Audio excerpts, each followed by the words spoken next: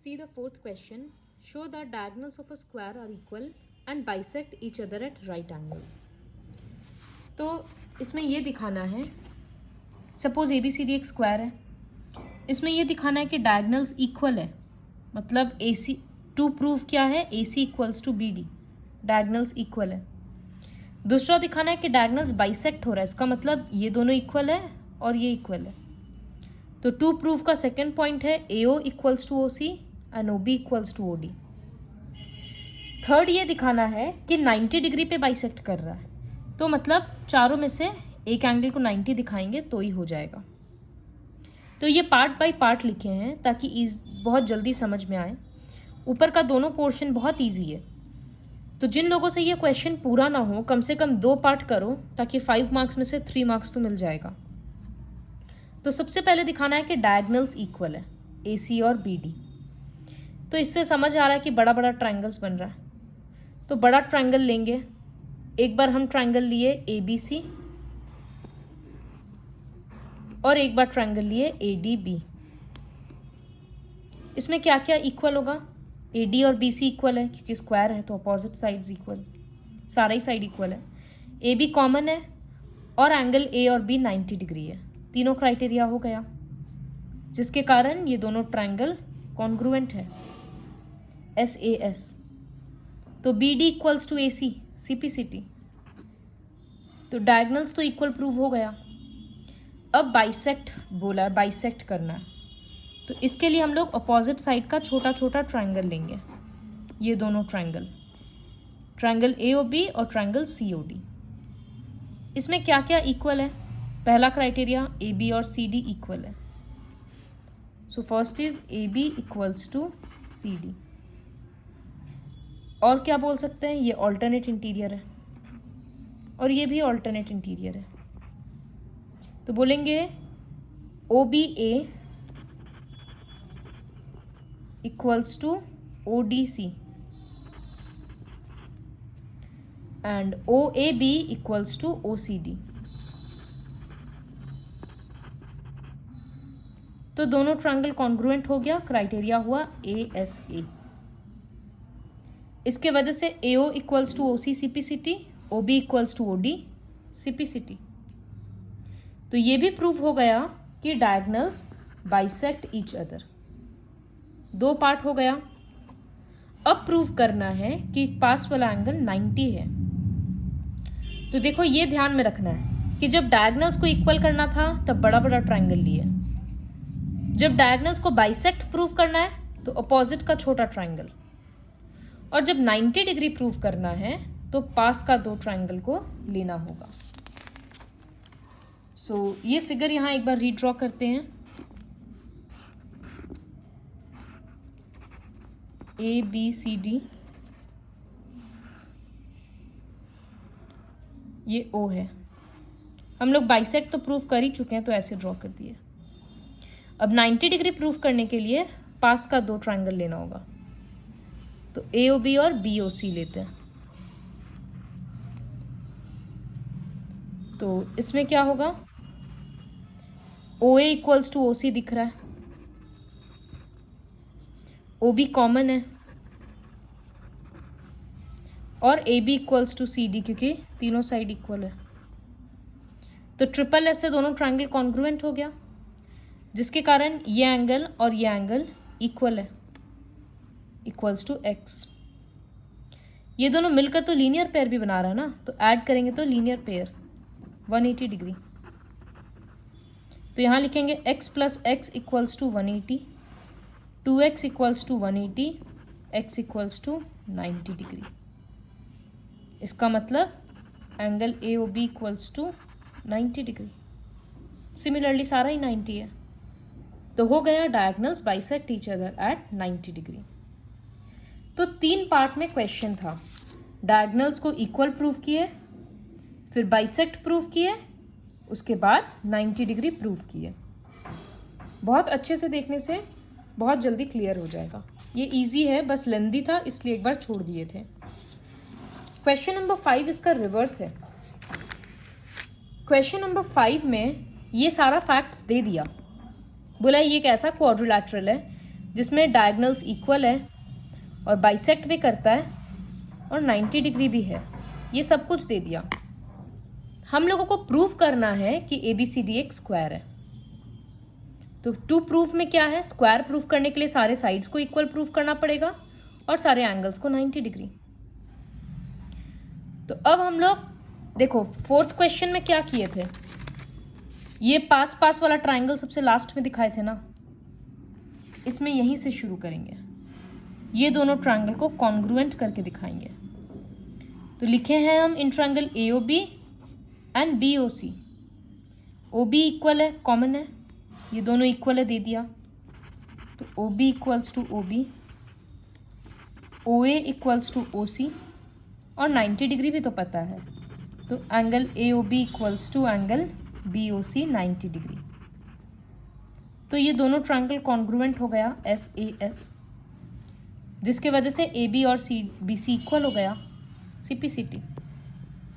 इसी तरह से BC CD से इक्वल होगा CD AD से और AD AB से।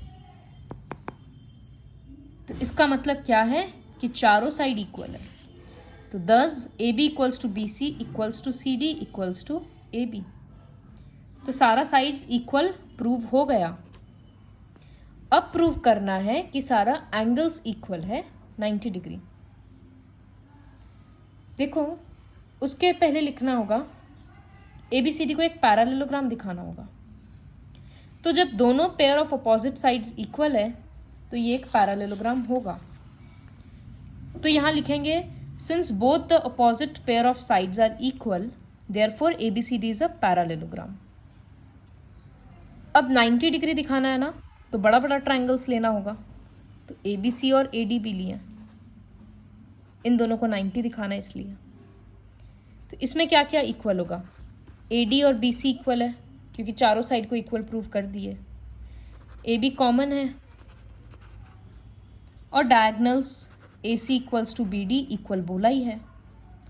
तो SSS से दोनों ट्रायंगल कॉन्ग्रुएंट हो गया, जिसके कारण इस ट्रायंगल का A और इस ट्रायंगल का B इक्वल है। तो A equals to B CPCT equals to X let। Also they are on the same side of transversal AB। तो इस वजह से A प्लस B 180 होगा। तो X plus X 180, 2X equals to 180, X equals to 90 degree, which implies A equals to B equals to 90। Similarly all angles are 90। C और D को भी तो 90 कर सकते हैं। Thus ABCD is a square, क्योंकि चारों साइड इक्वल कर दिए और चारों एंगल 90 डिग्री प्रूव कर दिए।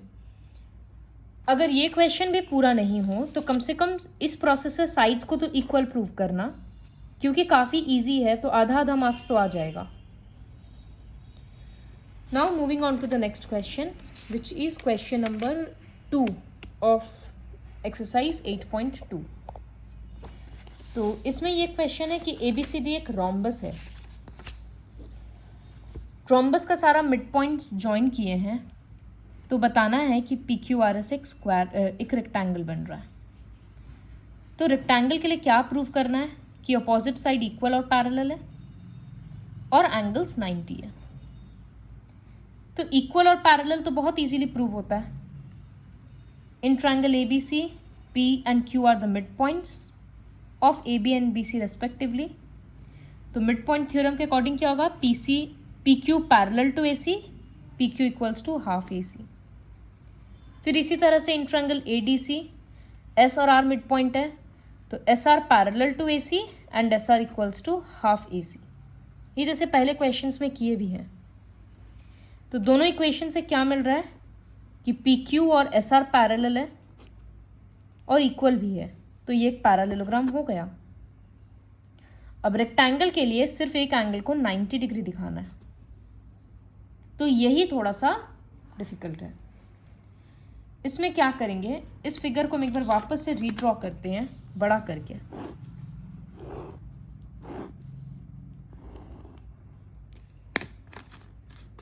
सी यहां पर ABCD एक रोम्बस है, PQRS उसका मिड पॉइंट्स है।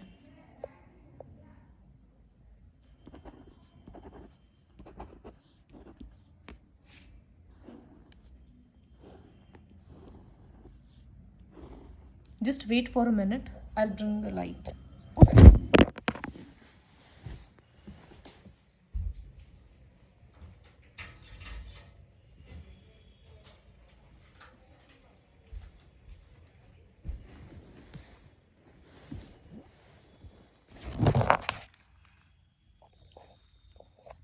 So PQRS midpoints है. Now पैरालेलोग्राम तो हम लोग प्रूव करके दिखा दिए.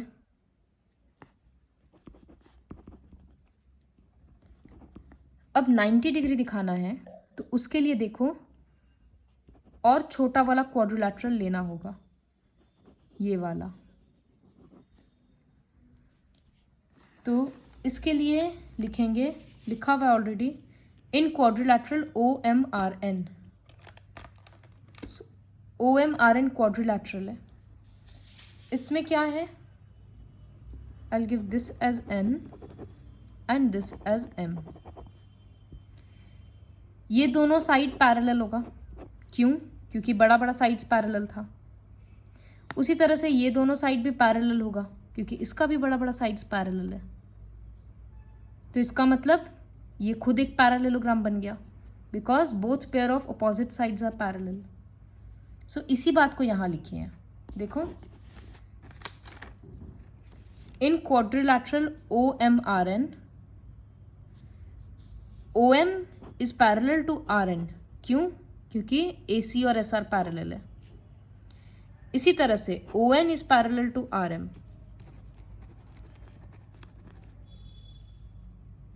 Why? Since BD is parallel to RQ. Therefore, ये छोटा वाला एक पैरालेलोग्राम बन गया. अब हम लोगों को ये पता है कि यहाँ पर 90 है. क्यों? क्योंकि रोम्बस का डायगोनल्स 90 डिग्री पे बाइसेक्ट करता है. Also angle O equals to 90. Why? As diagonals of a rhombus bisect each other at 90 degree. तो पैरालेलोग्राम है ना, तो O 90 है तो R भी 90 होगा. Since opposite angles of a parallelogram are equal,